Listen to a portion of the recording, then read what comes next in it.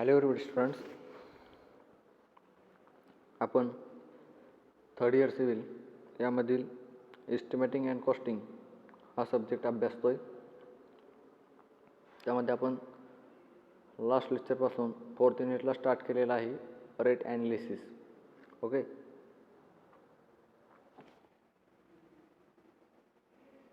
Rate analysis आपण last लेक्चरला syllabus पाहिला होता. रेट ॲनालिसिसचा किती आहे काय, त्यानंतर इंट्रोडक्शन देतं. रेट ॲनालिसिसची डेफिनेशन पण आपण लास्ट लेक्चरला एक्सप्लेन केलेली आहे. त्यानंतर purpose of rate analysis, importance of rate analysis हे आपण लास्ट लेक्चरला एक्सप्लेन केलेलं आहे. त्यानंतर factors affecting of rate analysis, काय फॅक्टर आहेत पहा. त्यामध्ये फर्स्ट होता आपला मेजर फॅक्टर आणि सेकंड मायनर फॅक्टर. तर आपण मेजर फॅक्टरमधील मटेरियल, लेबर, स्पेसिफिकेशन हे लास्ट लेक्चरला एक्सप्लेन केलेलं आहे. तर आपण आता मायनर फॅक्टरला स्टार्ट करतो आहे. न्यू पॉईंटला minor factor, factors affecting of rate ॲनालिसिसमध्ये मायनर फॅक्टर, सेकंड फॅक्टर आपला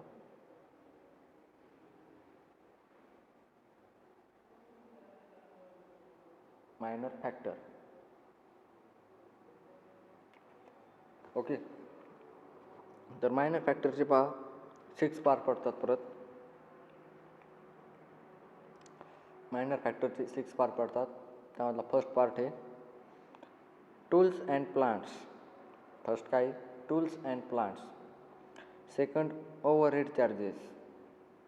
त्यानंतर third contractor profit, contractor profit. त्यानंतर नेक्स्ट आहे fourth place of work, place of work. त्यानंतर फिफ्थ आहे condition of contract, condition of contract. आणि त्यानंतर लास्ट आहे आपला मॅग्निट्यूड ऑफ वर्क. असे 6 पार्ट पडतात मायनर फॅक्टरचे.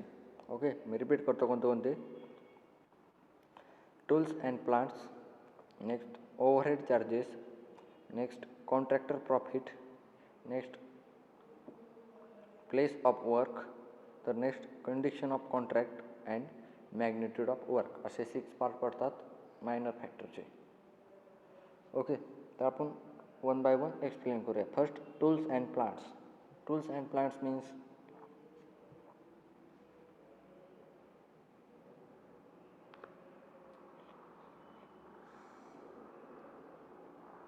tools and plants.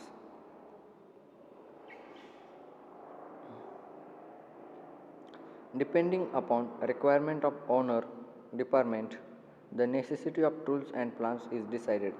हे टूल्स अँड प्लांट कोण डिसाइडेड करतं? आपल्या डिपेंडिंग अपॉन रिक्वायरमेंट, जो आपला ओनर असेल किंवा कॉन्ट्रॅक्टर असेल, आपलं जे डिपार्टमेंट असेल त्याच्या नेसेसिटीवर हे काय करतं, टूल्स अँड प्लांट डिसाइडेड करतं. Okay, depending upon requirement of owner department, the necessity of tools and plants is decided. The next, if it is the requirement of owner department, the machinery is purchased. म्हणजे काय, म्हणजे requirement असेल ओनरची किंवा डिपार्टमेंटची, ती machinery is purchased, हे tools and plants करतं. The next, otherwise the tools and plants are hired. The tools and plants hired असेल ऑन रेंटल बेसिसला, तर हे केलं जातं. ओके, रिपीट करतो मी. Tools and plants, depending upon requirement of owner department, the necessity of tools and plants is decided. If it is the requirement of owner department, the machinery is purchased. Otherwise the tools and plants are hired. Okay, अशा प्रकारे आपला first part झाला minor फॅक्टरमधला tools and plants.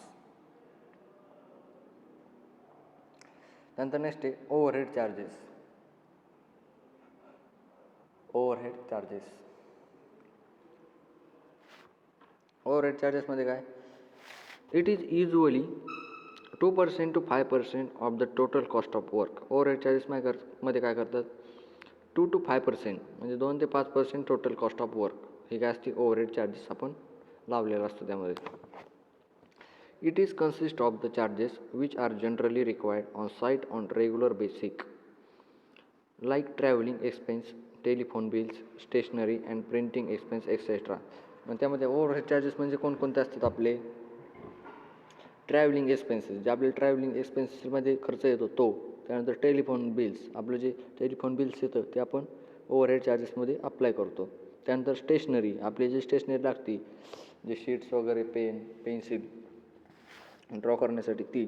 त्यानंतर printing expenses, आपण जे printing करतो expense, त्यामध्ये जो खर्च येतो ते आपण ओव्हरहेड चार्जेसमध्ये लावतो. This charges are more when work is larger scale. ते चार्जेस कशामध्ये करतात? In more when the work is larger स्केलमध्ये केले जातात. ओके, रिपीट करतो मी. Overhead charges means it is usually 2 to 5% of the total cost of work.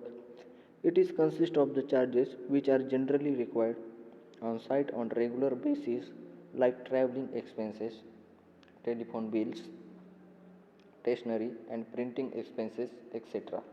These charges are more when the work is of larger scale. Okay. तर अशा प्रकारे आपण first पाहिला टूल्स अँड प्लांट्स, सेकंड आहे आपला overhead charges. त्यानंतर third contractor profit. Contractor profit म्हणजे काय येतं? It depends upon the type of work. हे कॉन्ट्रॅक्टर प्रॉफिट कशावर डिपेंड करतं? कोणत्या टाईपचं आपलं वर्क आहे, कन्स्ट्रक्शन कोणत्या टाईपचं आहे त्याच्यावर it depends upon the type of work. Generally is taken 10% of total cost. हे जनरली किती असतं कॉन्ट्रॅक्टर प्रॉफिट? 10%, 10% आपण धरू शकतो टोटल कॉस्टच्या इतके. टोटल कॉस्ट जर आपली 100 असेल तर त्याच्या 10% आपण टोटल कॉस्टमधून ते कॉन्ट्रॅक्टर प्रॉफिट धरू शकतो. Okay, it depends upon the type of work. Generally it is taken 10% of cost. Okay, अशा प्रकारे आपण कॉन्ट्रॅक्टर प्रॉफिट पाहिले. त्यानंतर नेक्स्ट आहे आपलं place of work. Place of work म्हणजे त्या वर्कची जागा कशी आहे. मायनर फॅक्टरमध्ये आपण पाहतोय. Fourth, place of work.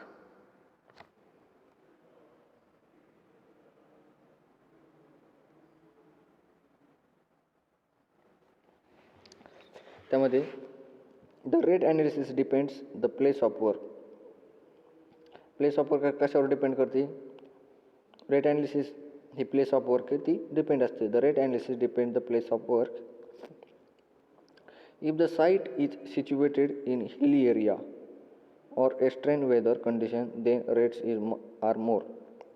म्हणजे जर आपली साईटचं काम जर आपल्या हिली एरियामध्ये चालू असेल, डोंगराळ भागामध्ये चालू असेल, किंवा आपली एक्स्ट्रीम वेदर, जर वेदर कंडिशन जर तिथली ठीक नसेल तर आपले रेट काय होऊ शकतात?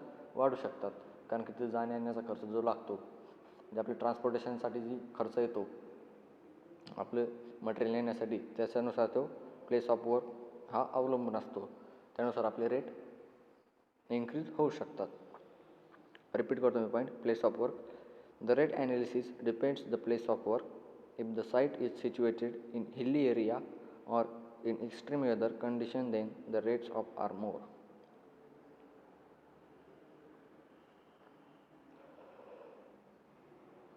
ओके, त्यानंतर फिफ्थ आपला कंडिशन ऑफ कॉन्ट्रॅक्ट. त्या कॉन्ट्रॅक्टची कंडिशन कशी आहे? Condition of contract.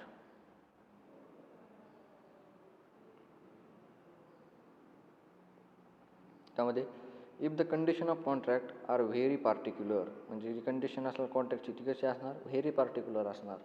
There is if the time is the main constant then the rates are more. म्हणजे जी टाईम इज मेन कॉन्स्टंट असेल then the rates are more, म्हणजे त्याचे रेट्स कसे असणार? मोर असणार, जास्त असणार.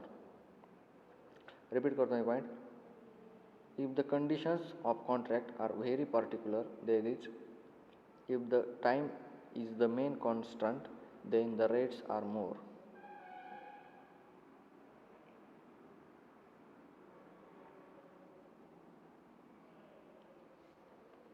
त्यानंतर सिक्स्थ आहे आपला six part magnitude of work. Six magnitude of work.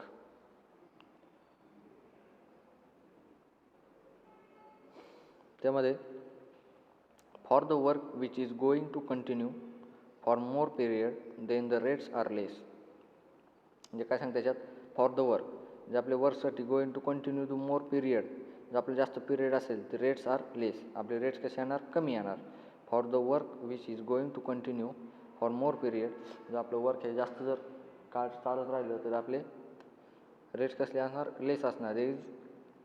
If the work magnitude is more than the rates are less. जर आपलं वर्क मॅग्निट्यूड जास्त असेल तर रेट्स आपले कसे असणार, लेस असणार. अशा प्रकारे आपण 6 पॉईंट एक्सप्लेन केले आहेत. 6 मी परत रिपीट करतो. Magnitude of work for the work which is going to continue for more period, then the rates are less there is if the work magnitude is more then the rates are less.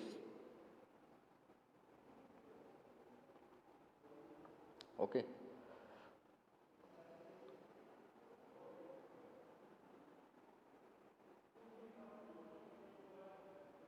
तर अशा प्रकारे आपण 6 पाहिले.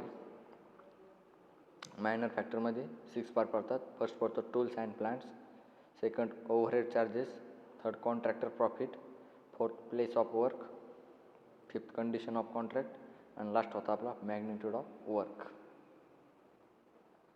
Okay, तर आपण explain केले आहेत. त्यानंतर आपण नेक्स्ट पॉईंट पाहूया, procedure of rate analysis. Rate ॲनालिसिसची प्रोसिजर काय असते? Procedure of rate analysis.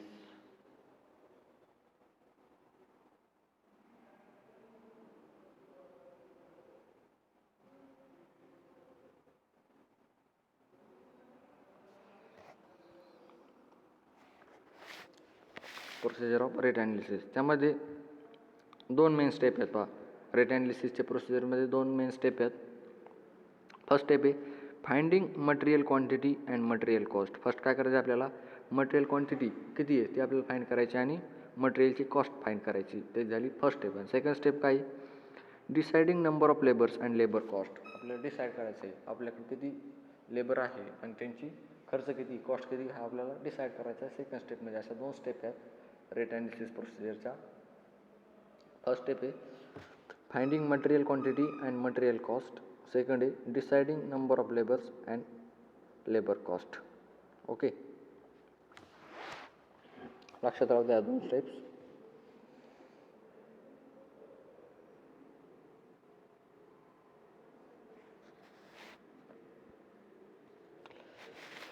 तर नेक्स्ट पाहू आपण, after completion of above step water charges and contractor profit are added and per unit cost is find out. म्हणजे आपलं कम्प्लेशन जर झालं आपलं अबव स्टेप वॉटर, म्हणजे आपल्या वॉटर चार्जेस जर आपल्यावरून स्टेप वापरून जर आपलं कन्स्ट्रक्शन झालं and contractor profit are added per unit cost is found out. त्यानंतर आपण काय करायची, युनिट कॉस्ट ही फाइंड करायची. ओके, रिपीट करतो मी point. After completion of above steps water charges and contractor profit are added and per unit cost is find out.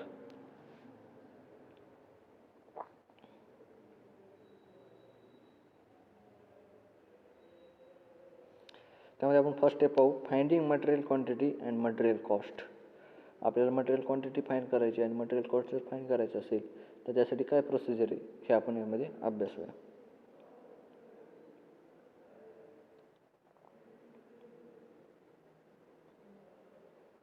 तर त्यामध्ये कन्सिडरिंग स्टँडर्ड 10 मीटर क्यूब. आपल्याला काय करायचं आहे, कन्सिडरिंग करायचं आहे आपल्याला 10 मीटर क्यूबचा एक प्लॅन घ्यायचा आहे.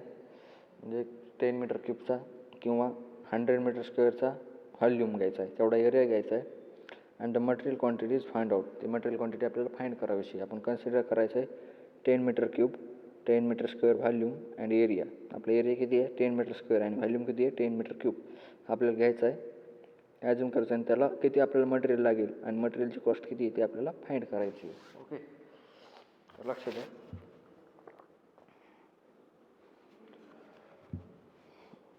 फर्स्ट काय करायचं आहे, 40% to 60% of wet volume is added in find out dry volume. First आपल्याला काय करायचं आहे, ड्राय व्हॉल्यूम काढून घ्यायचं आहे. मग त्यामध्ये किती 40 to 60% of wet volume. 40 to 60% of wet volume is added to find out dry volume. आपण काय करायचं आहे 40 ते 60% वेट व्हॉल्यूम ॲड करायचं आहे आणि त्यानुसार आपण ड्राय व्हॉल्यूम काढून घ्यायचं आहे. ओके, नेक्स्ट काय करायचं आहे, dry volume is then divided by addition of proportional of material. Dry volume काढल्यानंतर काय करायचं आहे, divided by addition of proportional materials. जी आपली प्रपोर्शनल दिलेली असतील त्याची आपल्याला ॲडिशन करून घ्यायची आहे. From this the quantity of one part is find out. ही जर आपण प्रोसिजर फॉलो केली तर आपल्याला वन पार्ट काय हा इथं फाइंड होतो. रिपीट करतो मी second point. Dry volume is then divided by addition of proportionals of materials From this the quantity of one part is find out. Then the next point आहे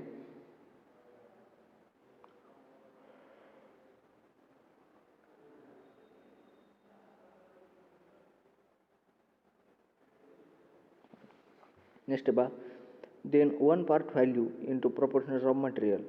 आपला then one part value जी आली असेल त्याला काय मल्टिप्लायकेशन करायचे proportional of material. जे आपलं प्रपोर्शनल दिले असतील 1:2:4 आणि 1:3:6 ते दिलेले असतील त्याला मल्टिप्लाय करायचे. त्यामध्ये फॉर एक्झाम्पल घेऊ आपण P C C having proportional. P C सीचं एक प्रपोर्शनल घेऊ आपण 1:2:4. ओके. त्यानंतर if dry volume is 50/2 metre cube. त्याचा आपण ड्राय व्हॉल्यूम किती घेतला आहे 50.2 metre cube. Then value of one part. आपण फर्स्ट पार्टची व्हॅल्यूम किती घेतला ड्राय व्हॉल्यूम आपण ॲझ्युम केला आहे 15.2 मीटर क्यूब. ओके. तर मग आपण त्याच्यामध्ये आपण फॉर्म्युलामध्ये टाकूया. वरती काय टाकायचं ड्राय व्हॉल्यूम डिवायडेड बाय आपलं जे मिक्स प्रपोर्शनल असेल ते टाकायचं खालच्या साईडने. मग 15.2 डिवायडेड बाय 1:2:4. मग त्याची ॲडिशन करायची 1:2:4ची 1 + 2 + 4 पुढे इज इक्वल टू किती 15.2 डिवायडेड बाय 7. बघा बरं कॅल्सीमध्ये टाकून किती आन्सर येत आहे 15.2 divided by 7 is equal to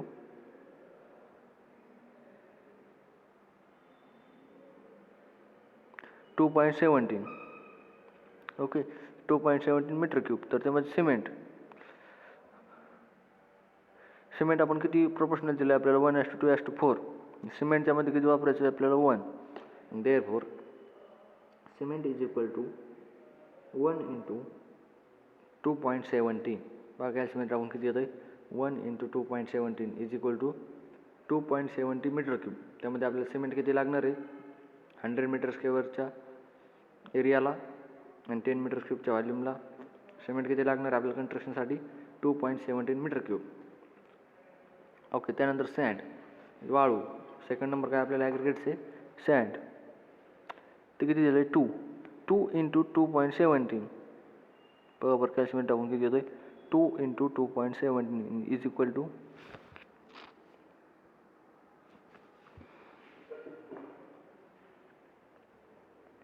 2 × 2.17 is equal to 4.34 metre cube.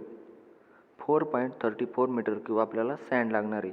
म्हणजे आपण प्रपोर्शनल सोडतोय 1 का घेतला सिमेंटसाठी तर त्यांनी प्रपोर्शन दिलेलं आहे 1:2:4. सिमेंटसाठी 1 सँडसाठी 2 आणि आपलं जे ॲग्रिगेट असेल कोर्स ॲग्रिगेट त्यासाठी 4.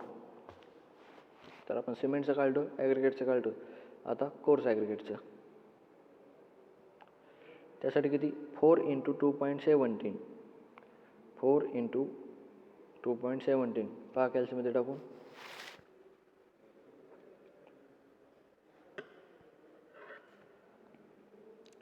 4 × 2.17 is equal to 8.68 metre cube. 8.68 metre cube. अशा प्रकारे आपण सिमेंट पण काढलं सँड पण काढलं आणि ॲग्रिगेट पण काढलं.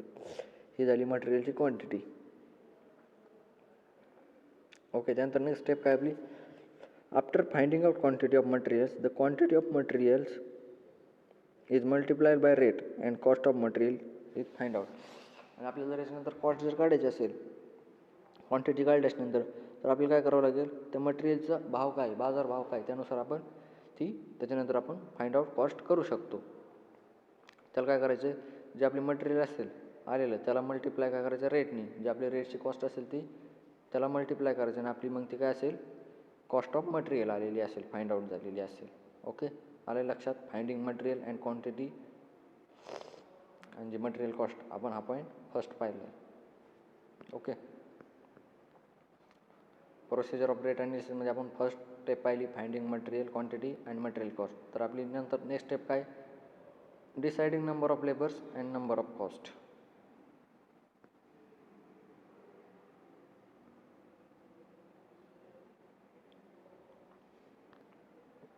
ओके. तर आजच्या लेक्चरला आपण काय पाहिलं मायनर फॅक्टर्स पाहिले 6 मायनर फॅक्टर्स जे आपले फॅक्टर्स अफेक्टिंग ऑफ रेट ॲनालिसिसमध्ये पडतात. 2 फॅक्टर्स पडतात पहा major factor second minor factor. Major फॅक्टरमध्ये 3 पार्ट्स होते, मटेरियल, लेबर अँड स्पेसिफिकेशन, ते आपण एक्सप्लेन केलेले आहेत.